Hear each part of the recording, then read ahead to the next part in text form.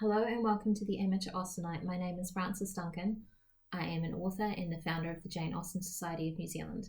My very special guest today is my friend Sian. Hello, I'm Sian. I'm the very special guest. And Paula will be very disappointed to miss today. We're discussing chapter 55, and in chapter 55, Jane and Bingley get engaged. After all this time. Right towards the end of the book. They've got 6 chapters left. I don't know what happens in the next 6 chapters because it doesn't seem like anything else really happens. Oh, Darcy's not on the scene yet, is he? No. So Darcy's gone back to London. So Mr. Bingley calls again and alone. And then he continues to come visiting, and then eventually he proposes.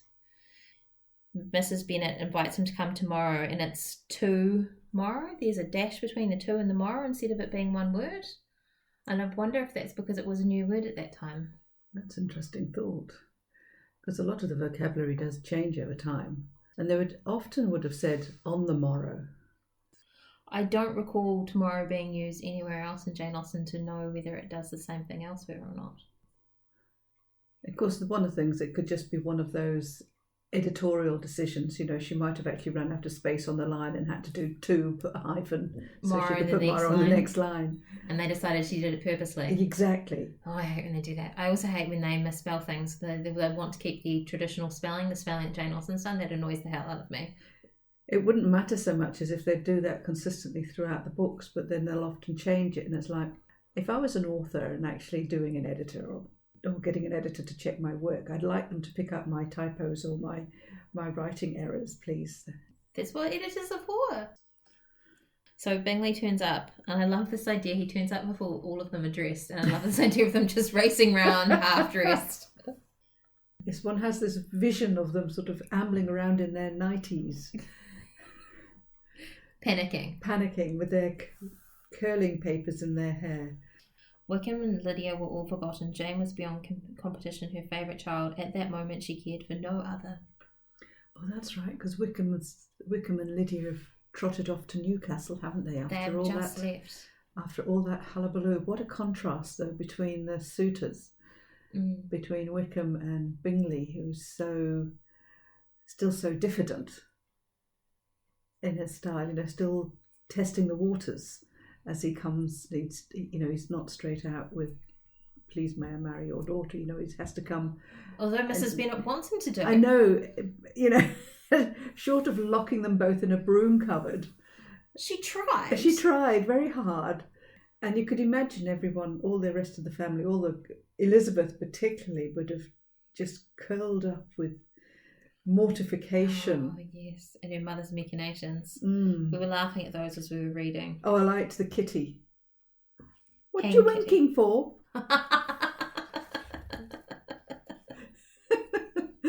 She's so oblivious, dear kitty. What is the matter, Mama? What do you keep winking at me for? What am I to do? Of course, everybody in the room. She's always the spear, because before that they're like, oh, hang Kitty, what is she to do with it? Oh, poor lass.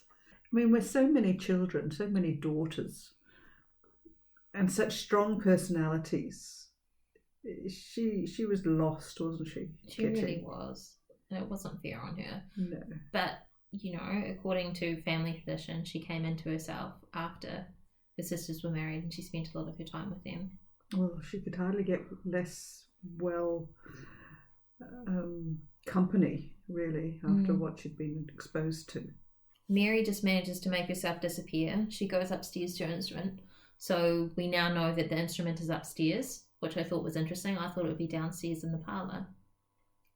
I wonder if they've got two. They could do. Whether there was one, sort of an old one for practising on.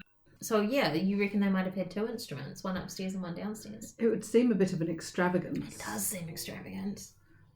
Were they in the parlour or were they in the, downstairs? Did they have a withdrawing room and the parlour's upstairs?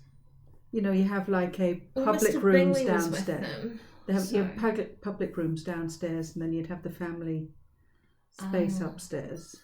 But I thought you'd have the piano somewhere public so she could entertain. Yes. So I don't know.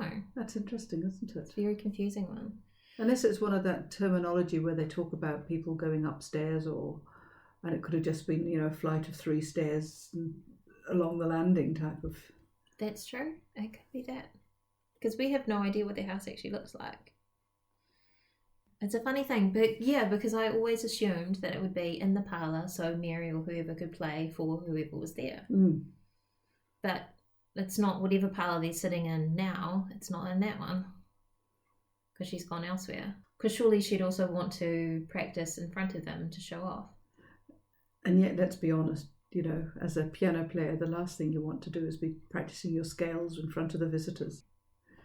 Unless you're Mary, of course, presumably, in which case you want to show them how fast you can do your scales. I think there's nothing wrong with Mary wanting to show herself off, though. She's worked very hard for her. Well, again, she's been let down by her parents, really, hasn't she? This has been how she's tried to put her little niche, her little mark on society by being what she feels is well-read and well-rounded and... She wants to be an accomplished young lady. She's fitting into at the time when things were becoming very much more evangelical and, good wife is above rubies type of approach, and that's what she, being able to quote the Bible. I often think that I think she and Mr. Collins would not have made a good match. They'd be terrible. They'd play on each other's worst parts. It would be awful. I think they'd be both end up so self-righteous. So Mrs. Bennet organises Mr. Bingley to go shooting with her husband without Mr. Bennet's involvement at all. Par for the course, really. Well, he needs to spend time with the father, right? He does. He needs to have some male bonding time away from all those females. But interestingly, he doesn't go and talk to Mr. Bennet about marrying Jane until after he's asked. Jane? No, after he's asked Jane. Yeah, after he's asked Jane. That's he right. asks Jane first, and then he goes and talks to Mr. Bennet. And she goes and talks to her mother to get the permission. So, which is interesting because, very few people do it these days, but when you do it these days, you tend to ask the parents' permission before you ask the person you're going to marry. Whereas... in this, he's asked Jane and then he goes and asks the parents, which I thought was interesting. We didn't ask either of our parents. Again, you can't really think in terms of what, or can't really know in terms of what either Jane or Bingley were thinking, but one could assume he wanted to make sure she was willing before he asked. I think probably, yeah, you're Again, right. because of this diffidence that he has, that he wouldn't want to ask the father and the father say, oh yes, no problem, and then she'd have difficulty to say no. So, is it more of this, it gives her the opportunity to say, well, I really like you, but actually, no, I don't want to marry you. Part of that whole, he's unsure of her affection, even after all this time.